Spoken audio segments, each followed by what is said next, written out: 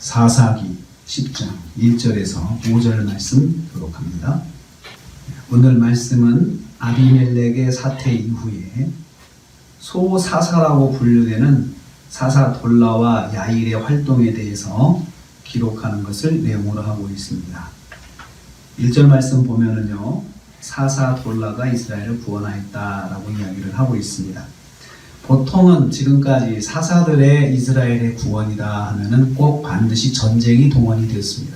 전쟁에서 나가서 승리해서 이스라엘을 구원했다 표현을 하는데, 사사 돌라 같은 경우는 전쟁에 대한 말이 없이 그냥 단순하게 이스라엘을 구원했다라고만 기록하고 있습니다. 이것은 전쟁을 하지 않았다는 거죠. 대신 사사로서의 그가 활동한 것은 흉흉해진 민심을 다독이는 사역을 하였을 것이다 라고 추측이 됩니다. 아비멜렉 사태를 통해서 이스라엘끼리 전쟁을 했잖아요. 그래서 많은 사람들이 죽었어요. 그래서 민심이 이스라엘 내부에서 좋지가 않죠. 그리고 서로 마음이 좋지 않은 가운데 있는데, 이들의 민심을 돌라가 잘 다루겠다고 하는 것을 여기서 말씀하고 있습니다. 원래 사사라고 하는 이 명칭, 히브리어 쇼페트라고 하는 말 자체가 사사의 역할이 정치적인 역할, 또 경제적인 리더의 역할, 그리고 재판을 하는 법률가의 역할, 또 군사적인 전쟁이라면 군사적 지도자의 역할, 이걸 다방면으로 감당하는 사람이 사사입니다. 그런데 지금까지는 전쟁에서 군사적 리더의 역할들을 많이 이야기했지만, 여기서는 그 전쟁이 없으니까 나머지 법률적인 거든지 경제적인 거든지 또 여러 사회적인 그런 문제들을 잘 다독이는 일을 했을 것이다 라고 사사의 명칭에서 그렇게 추측을 해볼 수가 있습니다. 돌라는 평범하게 이스라엘의 내치에 집중하는 사사가 되었던 것입니다. 2절 말씀 보면은요, 돌라는 23년 동안 사사 역할을 감당했다. 그래서 23년 동안 내부적으로 이스라엘의 안정적 환경을 유지했다. 이스라엘의 내부적인 치유를 했던 거죠. 23년. 그러니까 한 번 사람이 어떤 상처를 받으면 그 상처가 치유되는데 시간이 많이 걸리잖아요. 그런 것처럼 돌라가 안정적으로 이스라엘 내치를 해서 아비멜렉 사태로 인해서 이루어진 사태들은 그 치유, 그 상처들을 치유하는 사역을 했다는 것을 볼 수가 있습니다. 이어서 사사 야일이 사사가 되었다. 3절부터 보면은 길르앗 사람 야일이 일어나서 22년 동안 이스라엘 사사가 되었다. 그 야일도 보면은 사사가 되었는데 전쟁에 대한 기록이 없습니다.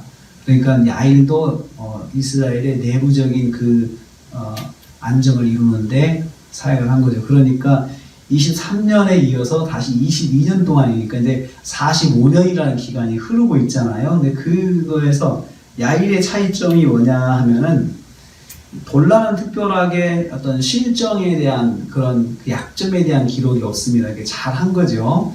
그런데 야일은 아들 30명 있었다. 아들 30명을 두고 어린 나이에 30을 탔고 성읍 30을 가졌다. 이게 굉장히 이것은 긍정적인 의미가 아니고 부정적인 의미예요. 그러니까 아들 30명을 뒀다는 것은 부인이 많다는 거죠. 그렇죠. 부인을 많이 뒀다는 거죠. 부인을 많이 둬서 자식을 많이 뒀는데, 특별히 아들만 30을 뒀다면 딸은 기록을 안 한 거니까, 딸에 대한 기록이 이제 없은 거예요. 딸이 없다는 게 아니고 딸은 포함하지 않은 거 보면 더 많은 자식이 있었던 거죠. 그러니까는 이 야일이 22년 동안 사사 생활을 하면서 그 잘못한 게 뭐냐면, 부인을 많이 뒀다는 것은 자기 사사로운 일을 많이 했다는 거예요. 그 권력을 가지고.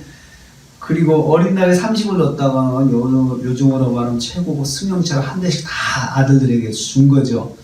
그러니까 거기다가 성읍 30을 줬다. 부동산이요, 부동산.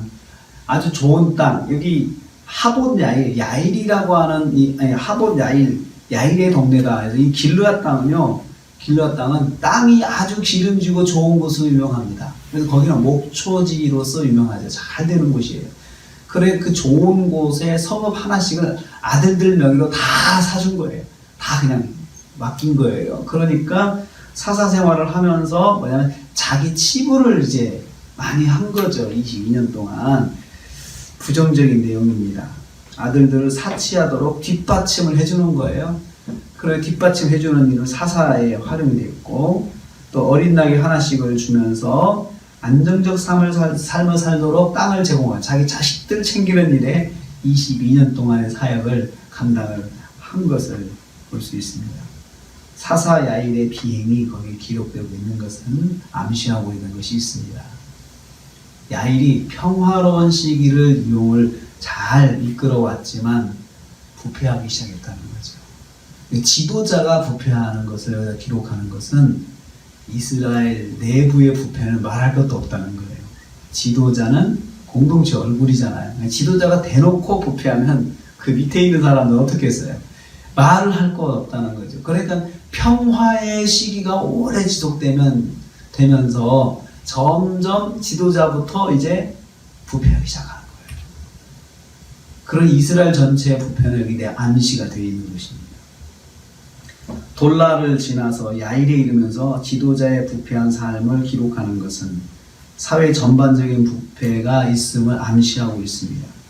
백성들도 지도자처럼 보이지 않게 하나님의 말씀을 떠나 살고 있음을 암시하고 있습니다. 성경은 지도자 야일의 부정을 대표적으로 기록하여서 이스라엘 전체의 타락을 암시하고 있습니다. 그러니까 평화의 시기에 더욱 노력할 것은 말씀대로 살려고 더 노력해야 그 평화가 더 평화가 유지되는 거예요. 그런데 우리가 지금까지 본 것처럼 평화로운 시기에 40년의 평화가 있었다 그러면 보통 끝에 가면은 다 부패해져 가지고 하나님을 떠나서 우상을 섬기는 일이 진행이 돼요. 아마 뒤에 사사에서 처음에 그렇게 시작을 또 합니다. 지도자는 국민의 얼굴이죠. 지도자의 부정은 전 국민의 부정의 문을 열어놓은 거예요.